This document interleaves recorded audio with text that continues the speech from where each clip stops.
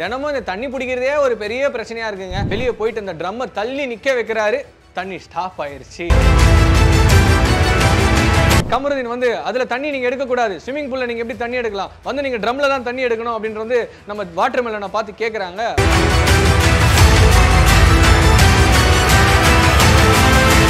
இந்த தமிழ்நாடோட நடிப்பறக்கன் யாரு அப்படின்ற மாதிரி சூஸ் பண்றதுக்கு அங்க இருக்கிற கண்டஸ்டன்ஸ் எல்லாம் வந்து போட்டி போடணும். வாட்டர் மெலன் சும்மா இருப்பாரா, அப்படியே கத்தி குத்துற மாதிரி ஐயோ என்னால முடியல முடியல அப்படின்ற மாதிரி நடிச்சு சில சீன்ஸை காட்டுறாரு. கானா வினோத் முழுசாவே பைத்தியக்காரனாவே மாறிட்டாரு அப்படின்னு சொல்லலாம்.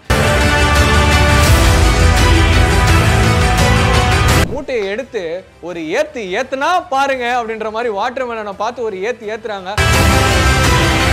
தனி தெரு உள்ள வந்தாங்க, அவங்க வந்து வெறும் காரக்குழம்பு தான் பண்ணிட்டு இருக்காங்கன்னு நான் நினைக்கிறேன். எப்படி அடிக்கிறான் பாருப்பா. ஒருவேளை அந்த பையனுக்கு பிக் பாஸ் மேல அவ்வளவு வெறி இருக்குமோ. பார்வதி ஃபேஸ்ல அப்படியே கண்கள்ல கண்ணீர் வருது. ஆங்கரிங் பண்ணி தான் வந்து பிகில் படத்துல சான்ஸ் வாங்கணும் அப்படின்ற மாதிரி சொன்னாங்க. கலையரசன் சொல்றதை பார்த்தா நிறைய அடிகள் வாங்கியிருப்பாருன்னு நான் நினைக்கிறேன். வெளியே துஷாரா அண்ட் அரோரா இவங்களுக்குள்ள என்னவோ ஓடுது அப்படின்னு நான் நினைக்கிறேன்.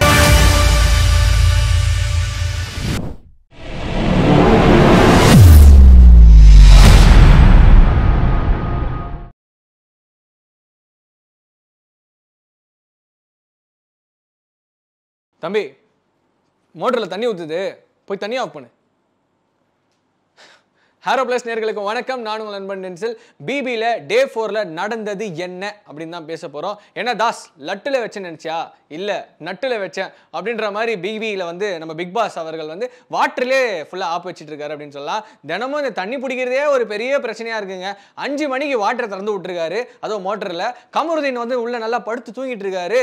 தூங்கிட்டு இருக்கிற நேரத்தில் நடந்து போயிட்டு இருந்த நம்ம விக்கால் விக்ரம் வந்து பார்த்துருக்காரு. அட சொட்டா தண்ணி வருது, இந்த கமருதீன் எங்கப்பா போனா அப்படின்ற மாதிரி விக்கால் விக்ரம் போயிட்டு அந்த சூப்பர் டீலக்ஸ் ரூம் டொம்முன்னு தட்டுறாரு. அட கமருதீன் வெளியே வாப்பா, அட வெளியே வாப்பா, அயோக்கிய ராஸ்கல் என்னத்துக்கு உள்ள தூங்கிட்டு இருக்க, வெளியே வா அப்படின்ற மாதிரி விக்கல் விக்ரம் கூப்பிடுறாரு.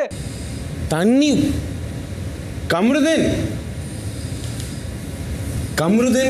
கமருதீன் காதல எதுவுமே கேட்கல. ஏன்னா அவர் நல்லா தூங்கிட்டு இருக்காருன்னு சொல்லலாம். ஸோ அந்த நேரத்தில் பக்கத்தில் இருக்கிறவங்க காதலெல்லாம் கேட்டு கமருதீன் தண்ணி வருதான் போய் பிடிப்பா அப்படின்ற மாதிரி எல்லாருமே சொல்றாங்க. 5 மணிக்கு காலைல ஏஞ்சி வந்து அந்த பயபுள்ள வெளியே போயிட்டு அந்த ட்ரம்மை தள்ளி நிக்க வைக்கிறாரு, தண்ணி ஸ்டாப் ஆயிருச்சு.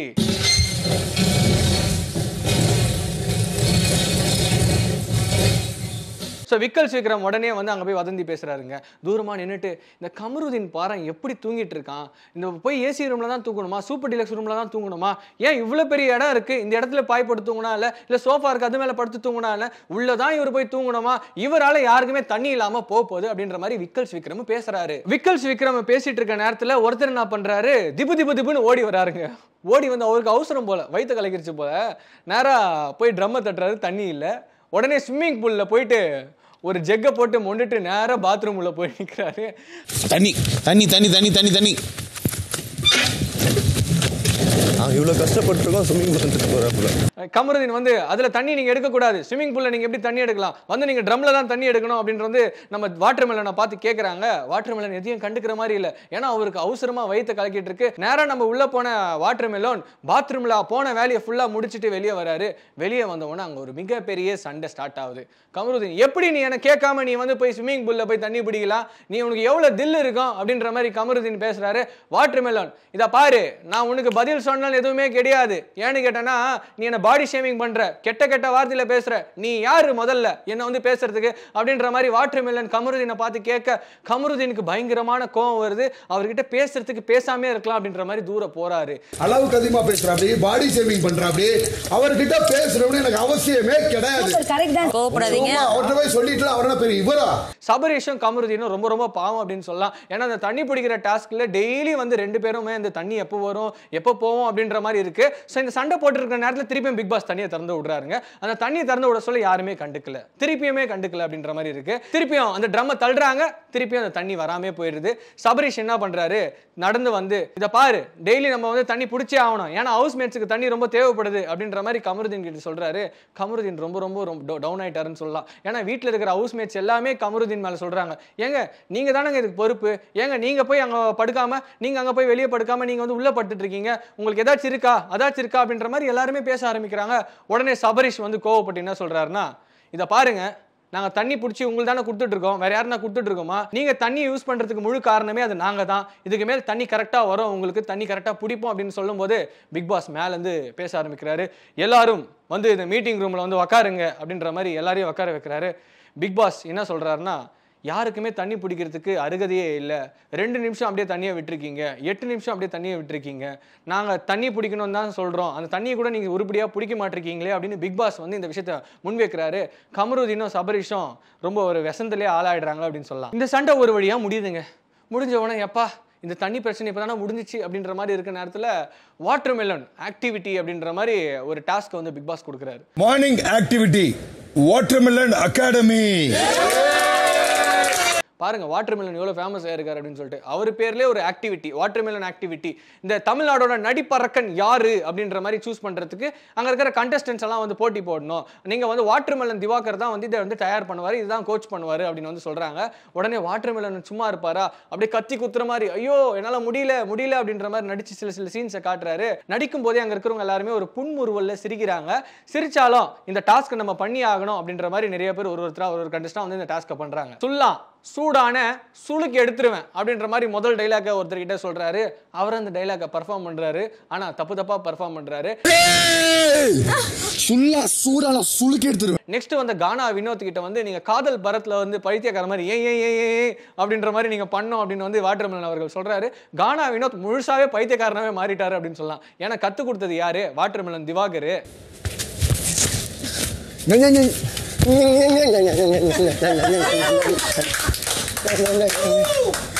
ஆனா விஜய் பாரு ஒன்று பண்ணாங்க பாருங்க.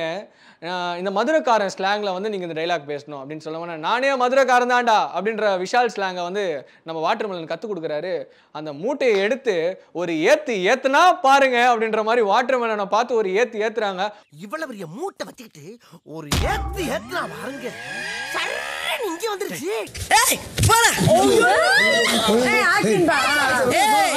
சும்மா விழ சொன்னா என்ன தள்ளி போய் விழுற? நானும் மதுரைக்காரி தான்டா. வாட்டர் மெலன் அப்படியே திகச்சு போய் டொமாலு கீழே விழுது. சுற்றி இருக்கிற எல்லாருக்குமே அவ்வளோ ஒரு வன்மம் போல வாட்டர் மெலன் ஸ்டார் மேலே. எல்லாரும் சிரிச்சுட்டே இருக்காங்க. அவர் விழுந்ததை பார்த்து யாருமே வந்து ஐயோ கீழே விழுந்துட்டாரு, ஐயோ பாவம் பெரியவர் அப்படின்ற மாதிரி யாரும் வருத்தமே படல அப்படின்னு சொல்லலாம். வாட்டர் மெலனை வந்து ஒரு கோமாளியாவே பார்த்துட்டு இருக்காங்க. ஆனால் அந்த மனுஷங்குள்ள ஒரு மனசும் இருக்குங்க. நல்லாவும் பேசுறாரு, சில டைம்ல சண்டையும் போடுறாரு. எனக்கு தெரிஞ்சு பிபிஓம்லேயே நல்லா கண்டென்ட் கொடுக்குறதே வாட்டர் மெலன் தான். இதான் ஜாக்சன் துறையோ பேரபாண்டிய காட்பா வாட்டி காட்ல கெஸ்டி காட்ல கற்றுக் கொடுக்கும் இனம் தமிழினம், நீ கற்றுக் கொடுக்கும் நினைப்பது அறிவீனம். விக்கல்ஸ் விக்ரம்க்கு ஒரு டைலாக் கொடுக்குறாருங்க. என்ன டைலாக் பார்த்தீங்கன்னா வந்து வரி வட்டி கிஸ்தி, எதற்கு கொடுக்க வேணும் வரி, எதற்கு கொடுக்க வேண்டும் கிஸ்தி, அங்கு எங்களுடன் வயலுக்கு வந்தாயா, இல்லை வந்து அங்கே வந்து களை பறித்தாயா, இல்லை அங்கு கொஞ்சம் விளையாடும் பெண்களுக்கு மஞ்சள் அரித்து பணிபுரிதாயா, மாமனா மச்சானா மானம் கெட்டவனே அப்படின்ற மாதிரி நானே டைலாக்கை மாற்றி பேசுகிறேன். ஆனால் விக்கல்ஸ் விக்ரம் இந்த டைலாக்கை வந்து ரொம்ப சூப்பராக பர்ஃபார்ம் பண்ணியிருந்தாரு. வயலுக்கு வந்தாயா, நாட்டு நட்டாயா, இல்லை அங்கே கொஞ்சம் விளையாடும் என் குல பெண்களுக்கு மஞ்சள் அரித்து கொடுத்தாயா, மானம் கெட்டவனே. உடனே அவர் சொல்லிட்டாரு, நான் வந்து சொல்றேன், நான் ஒரு நடிப்பறக்கேன் வாட்டர் மெலன் ஸ்டார், நான் உங்களை வந்து தேர்வு பண்றேன்.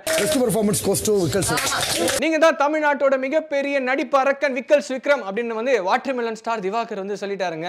வேற யாரு சொன்னாலும் பரவாயில்ல, ஆனா திவாகரே சொல்லிட்டாருன்னா சும்மா இருக்குவாங்களா? அங்க இருக்கிற எல்லாருமே கை தட்டுறாங்க. ஏன்னா அவர் டைலாக் ரொம்ப நல்லா பெர்ஃபார்ம் பண்ணாரு.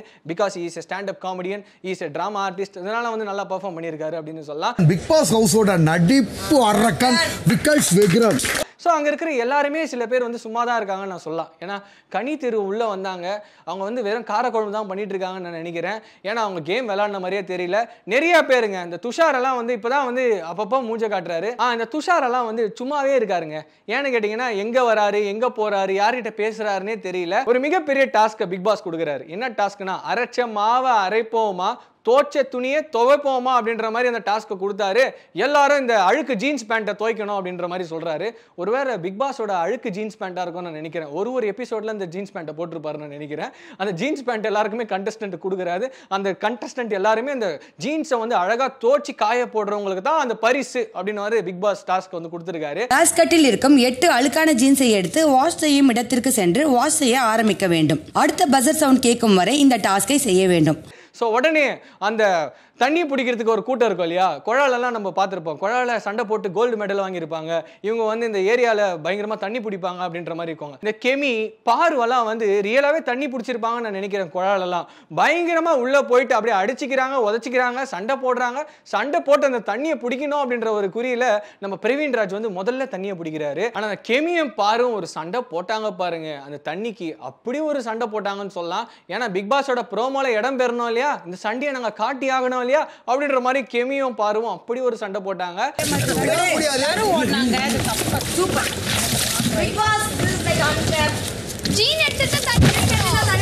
ஆனா அந்த சூப்பர் டீலக்ஸ் ரூம்ல இருக்கிறவங்களுக்கு எல்லாம் வந்து என்ன தெரியுமா, ரொம்ப ஹையாத்தாக இருக்காங்க, ரொம்ப ஜாலியாக இருக்காங்க, சும்மா ஜெம்முன்னு இருக்காங்கன்னு நான் சொல்லலாம்.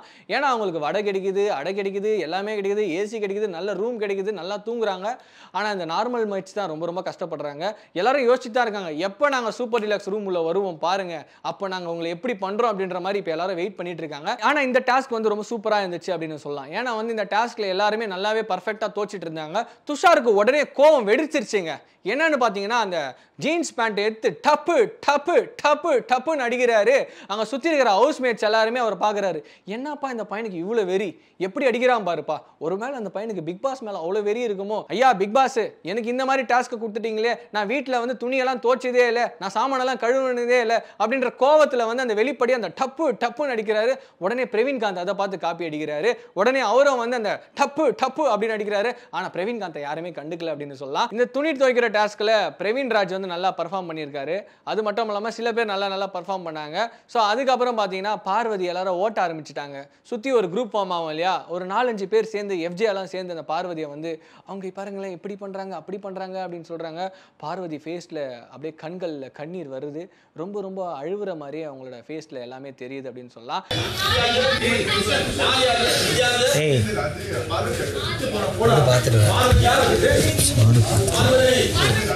பார்வதியை பார்க்க சொல்ல எனக்கே ரொம்ப ரொம்ப பாவமாக இருக்குது. ஏன்னா ஸ்போர்ட்டிவ் கேர்ள் இல்லையா, அந்த ஸ்போர்ட்டிவ் கேர்ள் மேலேயே கை வைக்கிறீங்களா, உங்களுக்கு பார்வதி யாருன்னு தெரியுமா, பார்வதிக்கு எவ்வளோ ஃபேன்ஸ் இருக்காங்கன்னு தெரியுமா அப்படின்ற மாதிரி நிறைய நெட்டிசன்கள் கண்டிப்பாக கேள்வி கேட்பாங்க இல்லையா, கண்டிப்பாக கேட்பாங்க. அதுக்கப்புறம் வந்து ஆதிரை வந்து அவங்களோட பேச்சை வந்து சொன்னாங்க.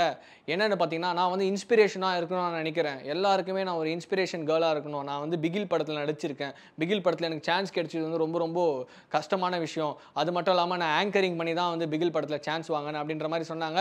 ஆனால் அவங்க கதை அவ்வளோ பெருசாக இன்ட்ரெஸ்டிங்காக இல்லை அப்படின்னு சொல்லலாம். இந்த மாதிரி பிகில் அப்படிங்கிற ஒரு படம் ஆடிஷன்ஸ் போயிட்டு இருக்கு. அது வந்து விமன் சென்ட்ரிக் மூவி தான். அடுத்தபடியாக பிரவீன்காந்த் உள்ள வந்தார். அவரோட வாழ்க்கை வரலாறு சொல்ல ஆரம்பிச்சாருங்க. என்னன்னு பார்த்தீங்கன்னா, நான் தலைப்பு அப்படின்னாரு. என்னன்னா, நான் என்ற வார்த்தை தான் உலகத்தில் சிறந்த வார்த்தை, அதாவது பெரிய வார்த்தை அப்படின்னு வந்து குறிப்பிட்டாரு. ஐயோ ராமா, சைலண்டாக இருங்கய்யா, இந்த மாதிரி இல்லாமல் பேசுவீங்க அப்படின்ற மாதிரி அங்கே இருக்கிறவங்க எல்லாருமே ஒரு மாதிரி பேசுகிறாங்க. உடனே பிரவீன்காந்த் கோவம் வருது. நீங்கள் எப்படி பேசலாம், சைலண்டாக இருங்க, நான் பேசும்போது நீங்கள் கேட்கணும் அப்படின்ற மாதிரி வந்து பிரவீன்காந்த் சொல்லும்போது அங்கே இருக்கிற எல்லாருமே கொஞ்சம் கொஞ்சமாக தூங்க ஆரம்பிக்கிறாங்க. என்ன நீங்க கைட் பண்ணாதீங்க. கமருதீன் கேட்டும் கேட்காத மாதிரி அப்படியே தூங்குறாரு, அப்படியே கை தட்டுறாரு, தூங்குறாரு கை தட்டுறாரு, தூங்குறாரு கை தட்டுறாரு. ஸோ இதுதான் வந்து பிரவீன்காந்தோட லைஃப் ஹிஸ்ட்ரியாகவே இருந்துச்சு அப்படின்னு சொல்லலாம். ஏன்னா அவர் கொஞ்சம் கஷ்டப்பட்டு வந்த டேரக்டர் தான். Because is co director, assistant director அப்படின்ற மாதிரி ரட்சகன்ற ஒரு பெரிய படம் எடுத்தார், ஜோடி எடுத்தார், ஸ்டார் எடுத்தார், எல்லாமே ஓகேங்க. ஆனால் அவர் பேசுகிற ஸ்லாங்னால எல்லாருமே தூங்கிட்டாங்க அப்படின்னு சொல்லலாம். பிகாஸ் இவர் வந்து அவுட் டேட்டர்னு சொல்லலாம். ஏன்னா ஒரு காலகட்டத்தில் இவர் ஒரு பெரிய டேரக்டராக இருந்திருக்கலாம். ஆனால் இப்போ இருக்கிற பசங்கள்லாம் வந்து இதெல்லாம் கேட்க மாட்டாங்க இல்லையா, அந்த நிலைமை தாங்க இருக்குது பிரவீன்காந்துக்கு. 15 வயசுலேயே அசிஸ்டன்ட் டேரக்டர் ஆகிறார். அதுலேருந்து பல ட்ராவல், 19 வயசுலேயே கோ டேரக்டர் ஆகிடுறேன். அதுக்கப்புறம் குஞ்சுமோன் சார் கதை கேட்குறாரு. கடைசியாக வந்து ஒருத்தர் வந்தார். அவர் யாருன்னு பார்த்தீங்கன்னா கலையரசன். கலையரசன் வந்து அவரோட கதையை சொல்கிறார். என்னென்னு பார்த்தீங்கன்னா, என் கதை வந்து இப்படி இருக்கும், என்னோட துணைவியார் வந்து ரொம்ப சப்போர்ட் பண்ணாங்க அப்படின்ற மாதிரி அவர் தமிழ் ஸ்லாங்கில் பேசணும் அப்படின்னு சொல்லி ஆசைப்பட்டிருக்காரு நான் நினைக்கிறேன். அந்த டைமில் வந்து சில கவிதையை வந்து ப்ராக்டிஸ் பண்ணிட்டு வந்திருக்காரு. அது எல்லாத்தையும் வந்து புலனாய்வாக வந்து வெளியே விடுறாரு. வெளியே விட சொல்ல அங்கே இருக்கிற ஹவுஸ்மேட்ஸ் எல்லாம் ஏய் வேற லெவல்ப்பா, சும்மா சூப்பருப்பா, சூப்பரப்பு அப்படின்ற மாதிரி எல்லாரும் கை தட்டுறாங்க.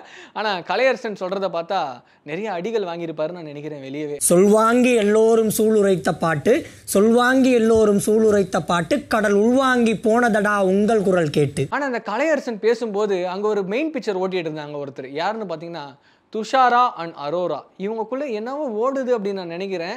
ஏன்னா டே 4லயே இவங்க 2 பேரும் வந்து ஜோடி ஜோடியா அங்கங்க நின்றுட்டு இருக்கிறத பார்க்கலாம். 2 பேரும் கீழே உட்காந்து ஏதோ பேசிட்டு இருக்காங்க. அதாவது அந்த கலையரசன் பேசும்போது அந்த பெஞ்ச் இருக்கும் இல்லையா, அந்த பெஞ்சில் உட்காந்து அப்படியே ஒரு மாதிரி மொனவல் பேசுறாங்க. நமக்குள்ள ஒருத்தன் இருக்கான். மேபி டே 5ல துஷார் அண்ட் அரோரா சேருவாங்கன்னு நான் நினைக்கிறேன். நீங்க என்ன நினைக்கிறீங்கன்னு கமெண்ட்ஸ்ல சொல்லுங்க. ஸோ டே 5ல உங்களை சந்திக்கிறேன். நான் உங்கள் நண்பன் டென்சில்.